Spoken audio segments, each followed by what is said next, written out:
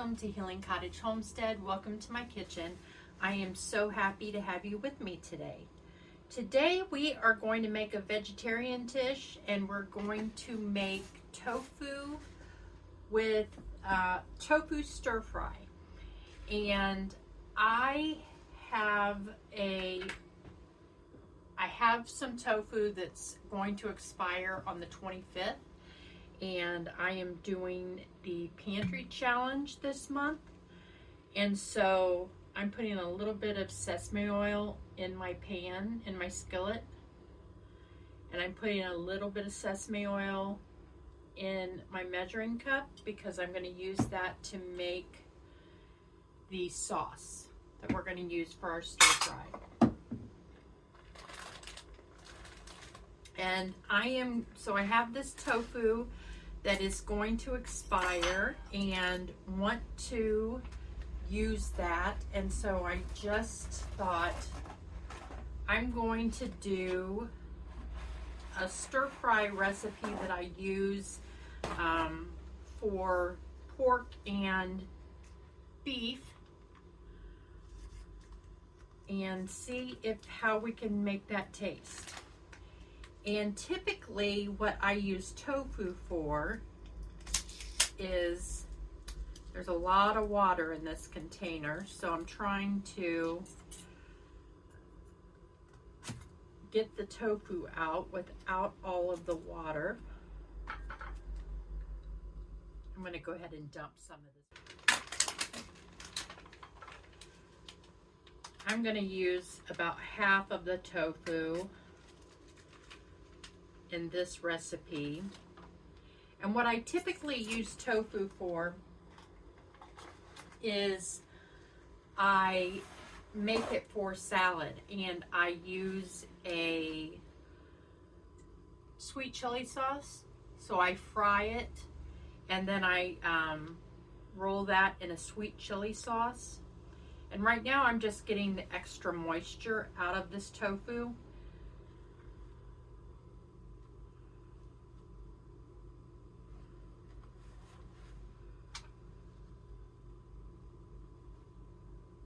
So I'm going to cut this up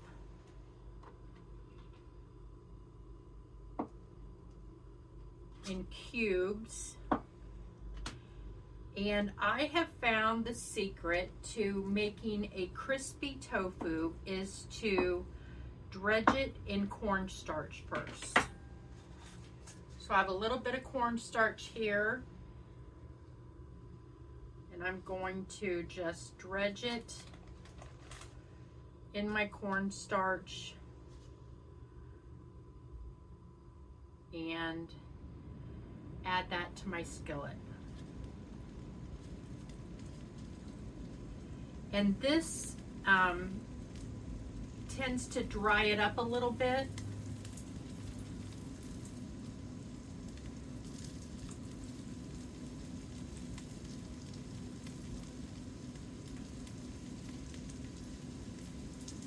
And when I make that salad, I use a Asian vinaigrette from Aldi, and then I use some chow mein noodles, and if I have it, I will use some bean sprouts. Which reminds me, I do have some bean sprouts that I can add to this.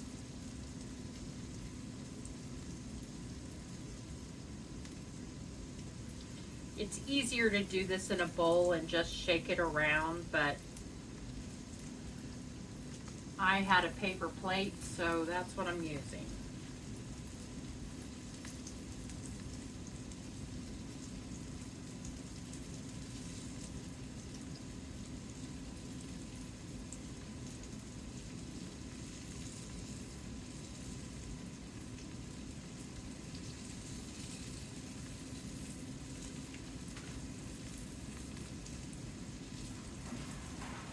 We will let that cook up for a minute, and we will make the rest of our sauce.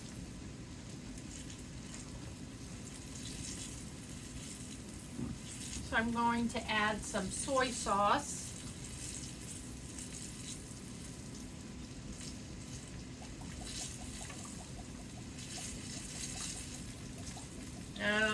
About 2 tablespoons. Looks like I got a little bit of cornstarch in there.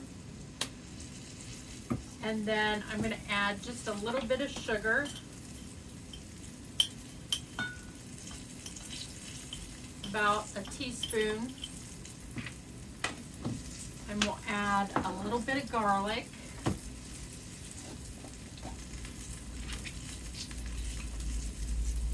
Oh, my garlic's frozen.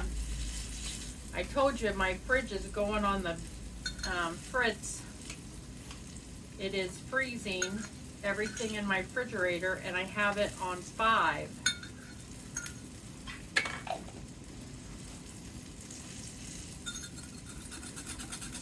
Give that a little bit of a mix.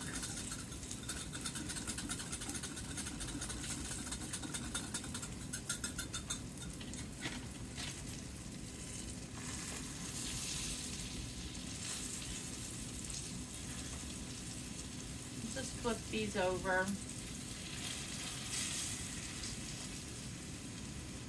You could use any oil you want. I love sesame oil, so that's why I'm also frying them in sesame oil, but you could use any oil that you want to use.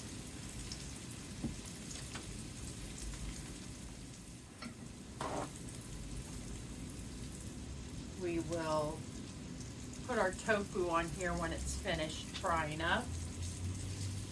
And the beauty of tofu is it takes on the flavor of whatever it is, whatever marinade it is that you're using, or whatever flavoring you're using. So I have broccoli that is going to expire on the 15th. I don't even remember what I got the broccoli for. But I thought, well, I have broccoli and I have tofu. And you could eat this with a salad. I am going to actually eat, you could eat this with rice. I'm actually going to eat mine on a salad. But like I said, you could eat yours with rice. Oh.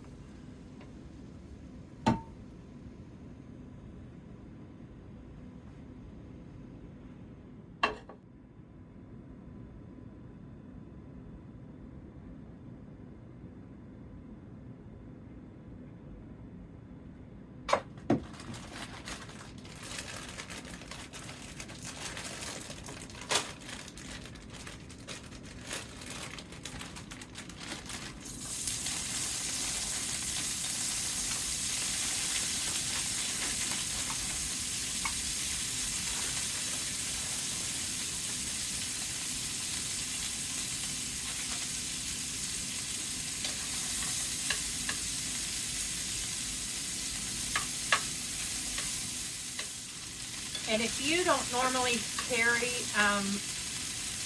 sesame oil in your pantry, you can get that at any grocery store, but you can also get it on Amazon. I buy mine by the gallon because I use a lot of sesame oil. I eat a lot of stir fry, and so you can get that on Amazon in any size.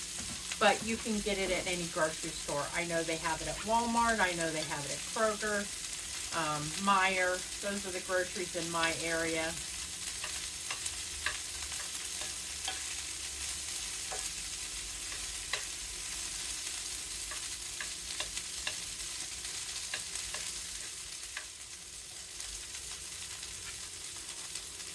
We'll go ahead and add our tofu back in.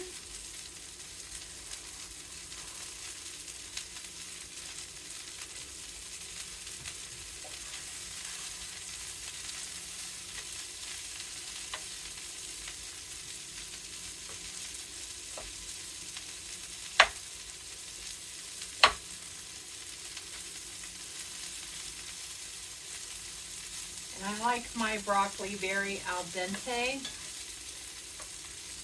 You should cook it to whatever doneness you prefer.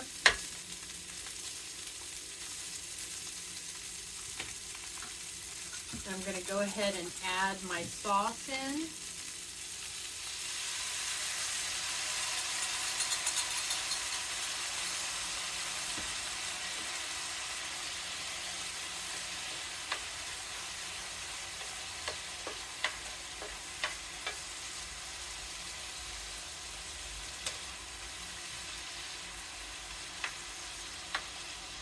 And as you can see, this could not be an easier dish.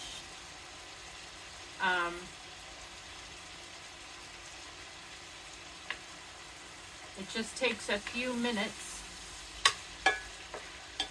Your rice would be the longest thing to cook if you're going to have it with rice, but like I said, I'm going to have it with salad on top of my salad. We'll give that sauce just a minute to get the flavor, let the flavors all meld together. Let that let that garlic get the raw taste out. Cook down a bit.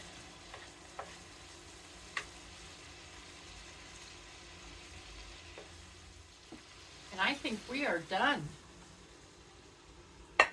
We will just plate that up.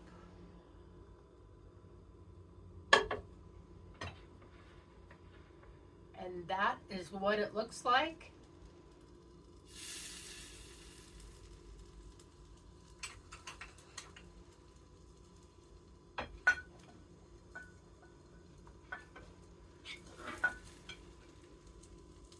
We will go ahead and give this a taste.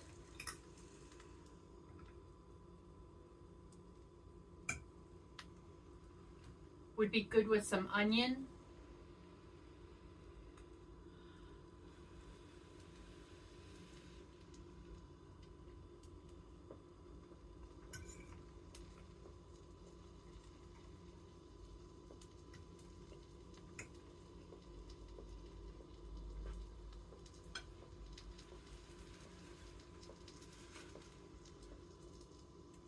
It's delicious. It is absolutely delicious. And like I said, it could not be simpler. So if you were going to eat this with some rice, you would be looking at about 371 calories, 16 grams of fat, 37 grams of carbs, but you have 7 grams of fiber and 17 grams of protein. So absolutely well within I'm staying under 45 grams of carbs to be diabetic friendly. I'm only going to have about 11 grams of carbs to eat this with on top of my salad, and then I'll have fiber that comes out of that as well. Not as much because I don't have the grains, but you could have it with quinoa. You could have it with anything that you desire. Brown rice. White rice, you want to stay shy of a third of a cup is probably about all you want to eat if you're going to eat white rice. White rice does tend to spike my blood sugar, so you want to watch that. But you do what's right for you. I hope that you enjoyed today's recipe. If you did, give it a thumbs up. Subscribe to my channel. That really helps people find me when they're looking for diabetic friendly recipes and delicious recipes. These are recipes that anyone in your family would enjoy eating. Love that today is a vegetarian recipe, but they're not always. They're a variety of different things that I try to cook. I try to cover all the bases. You can also follow me on Instagram, Facebook, and TikTok. I post diabetic friendly recipes every Tuesday and Friday at 5 p.m. Eastern. And on Sundays, I post different things that have to do with how the food got to the table. This coming up Sunday, I will be posting a seed haul video because my seeds and everything arrived today. So I will be doing a seed haul video from MI Gardener. I really, really enjoyed our time together today, friends. I'm really going to enjoy this dinner, and I know that you will as well. And I look forward to cooking with you again soon. Take care.